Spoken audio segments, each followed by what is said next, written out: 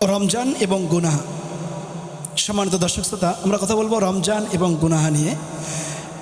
রমজান এমন একটি বিষয় যেটা মানুষের জীবনের গুনাহকে মাফ করে দেয়, ধুয়ে মুছে সব পবিত্র করে দেয়। ঠিক তারই একটি এক্সাম্পল আমরা শুনবো, সেটা হলো এই।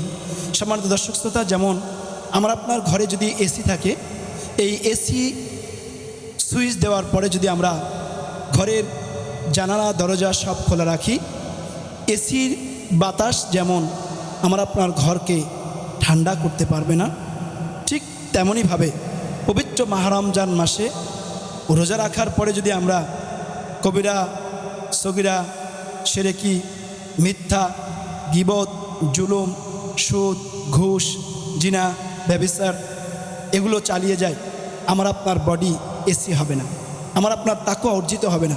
এজন্য যেমনইভাবে পবিত্র মাহ রমজান মাসে বা যে কোনো সময় আপনি আপনার ঘরের এসি সুইচ দেওয়ার পরে জানলা দরজা যদি খোলা রাখেন, কোশ্চিনকালেও ঘর যেমন ঠান্ডা হবে না, ঠিক তেমনইভাবে পবিত্র মাহ রমজান মাসে রোজা রাখার পরে মিথ্যা বললাম, রোজা করলাম, গীবত করলাম, রোজা থাকলাম, রমজান মাসে আমি সুদ ঘুষের রাস্তাকে অব্যাহত রাখলাম, আবার রোজাও করলাম, আমার আপনার রোজা আমার আপনার শরীরের মধ্যে বা আমার আপনার মনের মধ্যে তাকওয়া বা ক্ষুধাভীতি তৈরি করতে পারবে না।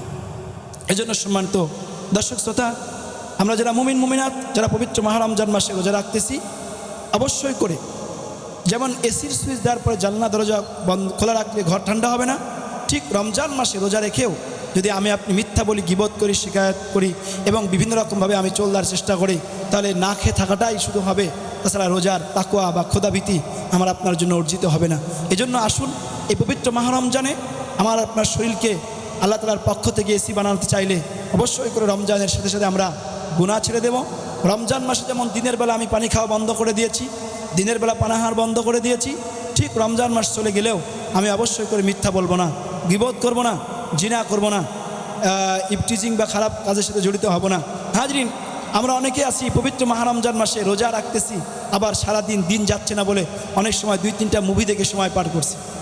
আদৌ কি আমার এই রোজা আমার বডিকে এসি বানাতে পারবে? আমার বডির মধ্যে কি তাকওয়া তৈরি করতে পারবে? কোশ্চিনকালেও না। আমরা রমজান মাসে রোজা রাখছি, আবার দেখা যায় রাতের বেলা বা দিনের বেলা আমি গার্লফ্রেন্ডের সাথে বা বিভিন্ন রকম নারীদের সাথে চ্যাটিং চালিয়ে যাচ্ছি। সম্মানিত দর্শক শ্রোতা, যেমনভাবে আমার আপনার জন্য এই রোজা আমাকে আপনাকে কোনো রকম কোনো সফলতা এনে দিতে পারবে না, ঠিক তেমনইভাবে আল্লাহ পাক রব্বুল আলামিন আমার আপনার জন্য এই রোজার এই গুরুত্ব তাৎপর্য আমি আপনি আদায় করতে পারবো না। এই জন্য যেমনভাবে আমি আপনি রোজা রাখলে যেমন তাকওয়া তৈরি হয়, কী হবে যে আমি রোজা রেখেছি, আমি চ্যাটিং করলেও আল্লাহ তাআলা দেখবেন, আমি মিথ্যা বললেও আল্লাহ দেখবেন, আমি খারাপ ছবি দেখলেও বা আমি সময় পার করার জন্য যদি 2-3টা নাটক সিনেমা দেখতে থাকি, এটাও আল্লাহ দেখবেন। ঠিক তেমনইভাবে আমি আপনি যদি পবিত্র মাহ রমজান মাসের হক এবং এর রহমত মাগফিরাত নাজাতের যদি মর্যাদা বা খুশবু যদি আদায় করতে চাই, অবশ্যই করে তাকওয়ার সাথে রোজা রাখুন এবং এই রমজানকে ভাবগাম্ভীর্যের সাথে পালন করার চেষ্টা করুন। আল্লাহ যেন আমাকে সহ আমাদের সকলকে এই কথাগুলো বাস্তব জীবনে আমল করান এবং রোজার মাধ্যমে তাকওয়া এবং ক্ষুধাভীতি অর্জন করে বাকি জীবনটা যেন আল্লাহ তাআলা আমাদেরকে আল্লাহ ভীতিরভাবে চলার তৌফিক দান করেন। সকলে ভালো থাকবেন, আমাদের জন্য দোয়া করবেন এবং এই রমজান যেন আমাদের জীবনের সবচেয়ে সেরা এবং উন্নত রমজান হয়ে যায়, আল্লাহ যেন তৌফিক দান করেন। ওমা আলাইনা ইল্লাল বালাগ। আসসালামু আলাইকুম ওয়া রাহমাতুল্লাহি ওয়া বারাকাতুহু।